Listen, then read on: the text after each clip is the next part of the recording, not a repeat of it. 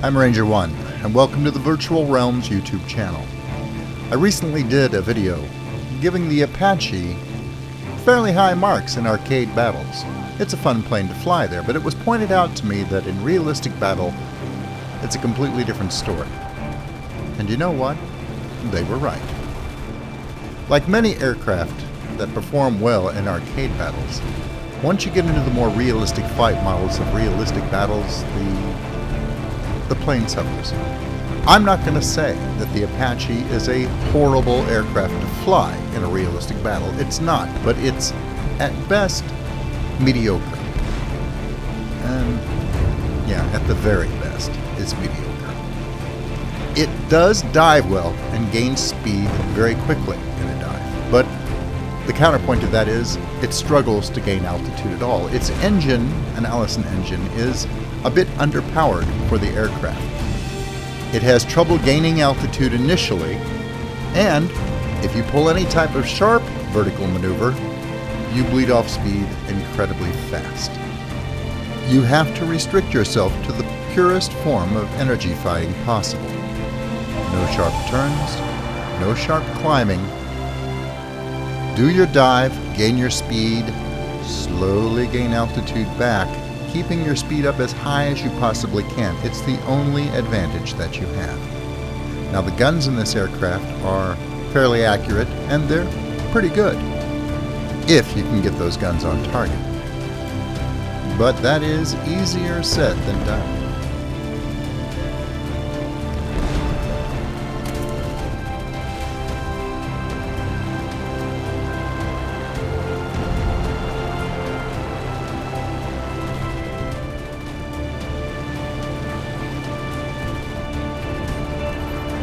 Pilot sniped the Spitfire.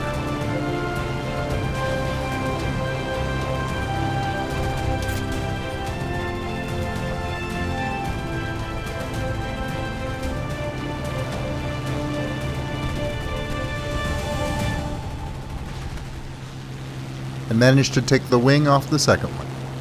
But I have made a critical error. I have bled off a lot of airspeed. It's not horrible at this point in the battle, but the second fatal flaw of this airplane does come into play. It's overheating. It's overheating badly, and I'm going to have to throttle down to nothing to keep from entering into that final countdown to a dead engine. The problem with that? Well, I'm not alone out here. At first, I think I'm in the clear. I've throttled down. The temperature is starting to drop, and then I spot that Spitfire above me that has just finished off Wing 17, another A-36 pilot, and he's going into the turf. I realize at this point that I'm dead. I just haven't hit the ground yet. So I throttle up, regain some speed and maneuverability, and I see that I've got a Spitfire coming in head-on. I managed to take him out. He does some damage in return, but it really doesn't matter. That turn bled off the majority of my airspeed. I've got a chance to perhaps get one more kill before he takes me out of the match. Go for it. It's a boomerang. I hit, but I do not take him down. And now I'm a big fat sitting duck. So much for that round. The Apache is a relatively well-armored aircraft for its type. And perhaps that's part of the problem. Perhaps that extra armor has provided enough weight to the equation where the Apache just, well, its engine just can't pull it through the air fast enough when there's any sort of serious resistance to it, such as in a steep climb or a sharp turn. Well, that protection has paid off more than once for me, but to be perfectly honest, it has worked against me more than it's helped me. Now, I find that I have a much better chance in a round if I go way off to the side to climb to begin with. In this match, I've got 3 kilometers of altitude to work with, and that's going to help. I'm going to be slowly and miserly spending it only when I have to. But unfortunately, this fight is taking place at relatively low altitude, so I'll go ahead and pull up, but I'm going to have to go down to them. and that means I'm going to get a couple of good passes out of this, but unless I can break free and clear to regain altitude gradually, I'm going to be in trouble sooner or later.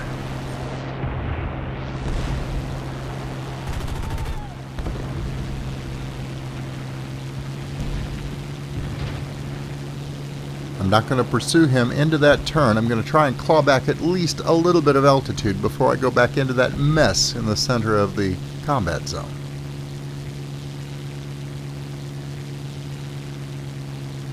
As most pilots that fly American airplanes know, quite often your fighter component is going to be outmatched.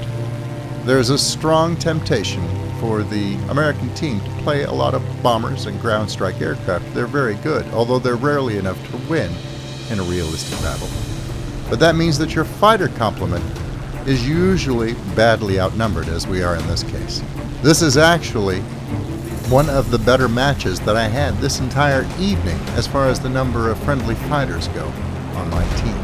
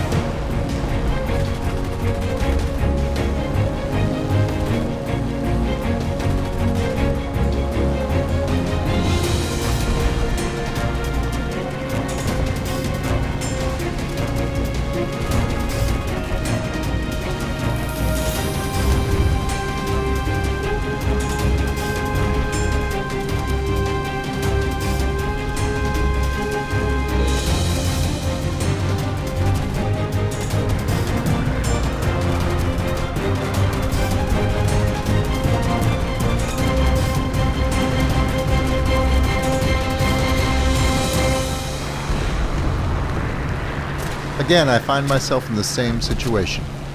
To get lined up on a kill, I ended up burning off too much airspeed, which I'm desperately trying to regain at the moment.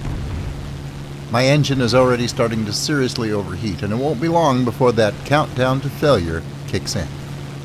Still, I give it all she's got. My only chance is to outperform and outrun this Yak 1 that is behind me. But it keeps up with me easily.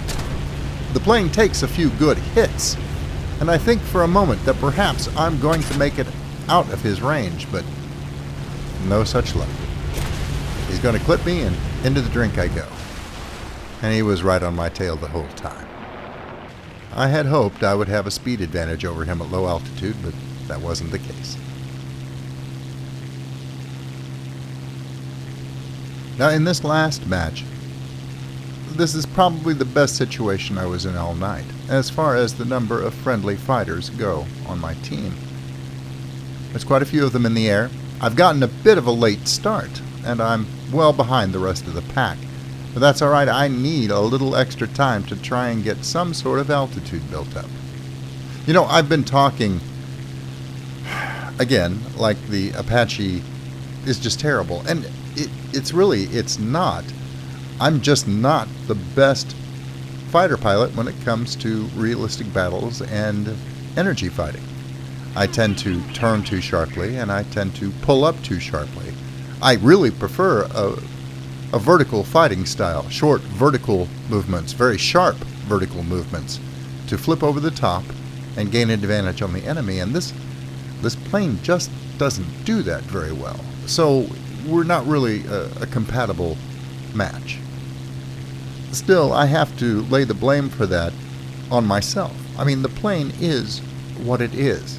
It's up to me, the pilot, to learn how to use it to its best advantage. It just doesn't play to my particular strengths very well, such as they are. If you are a highly skilled pilot with energy fighters, and if you are very, very good at managing your engine's heat issues, you should give the Apache a try in realistic battles. The plane definitely has some good points. It's just the weak spots that this plane has. I'm having a hard trouble getting around them. Well, enough of that. Let's see how this last battle turns out. I noticed a lot of anti-aircraft fire going up and see a speck out over the water heading toward our bases on the far left-hand side of the map, so I head out there to investigate.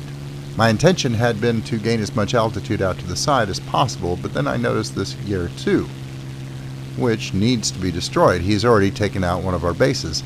And there's also an A-20G over here that needs fighter support because there's a LA-5 that is closing on him very, very rapidly.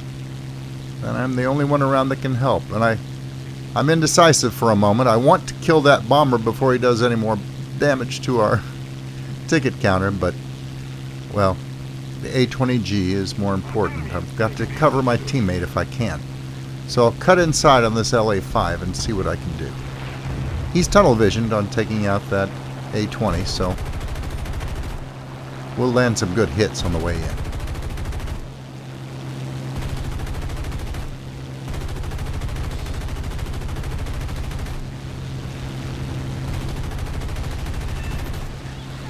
Well, that's one down, but now I'm on the deck, which is absolutely the last place that I want to be in this fight. Bank away and head back in the direction of that bomber and see if I can get my eyes on him again.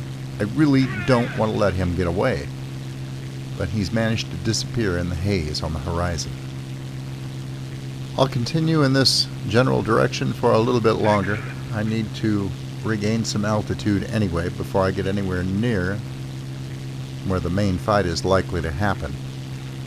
But unfortunately, the Year 2 appears to be long gone. Those are fast bombers. If you give them half a chance, they can disappear very, very quickly. He did considerable damage to us on his initial pass. So we're going to have to be very, very careful for the rest of this fight. I'm hoping that our A-20Gs can return the favor to the enemy team in kind.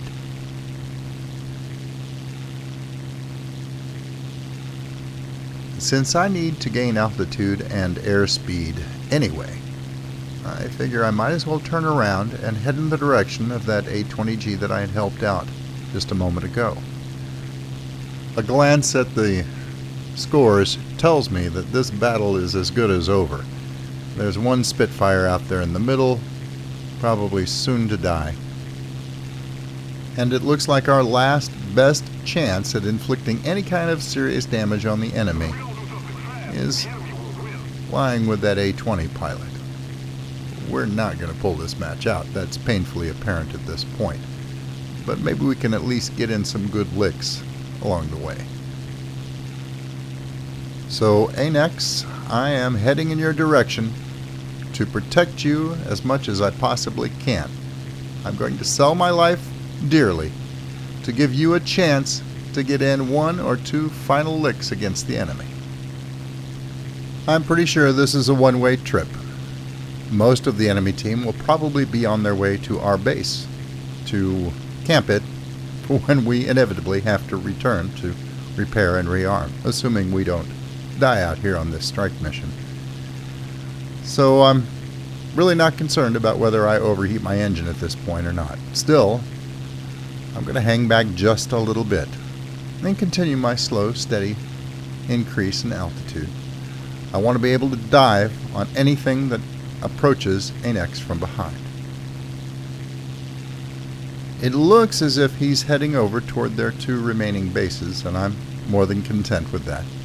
We'll let him pick his target and support him as best we can. And then I notice he seems to be cutting in. He's actually heading toward the enemy airbase. I think he's going to try and take out some aircraft on the ground there. Well, I fully support that as well. And he's got enough machine guns in the nose that he doesn't even have to have a bomb handy to do that with. He could very effectively strafe them on the ground. Of course, that means we're going to fly into fairly heavy flak, and that's okay too. I'll take a position above him and wait for the inevitable enemy response. And those of you who have come to know me, well, I really don't even need to say it, but if I get another shot at that bomber, I'm taking him down.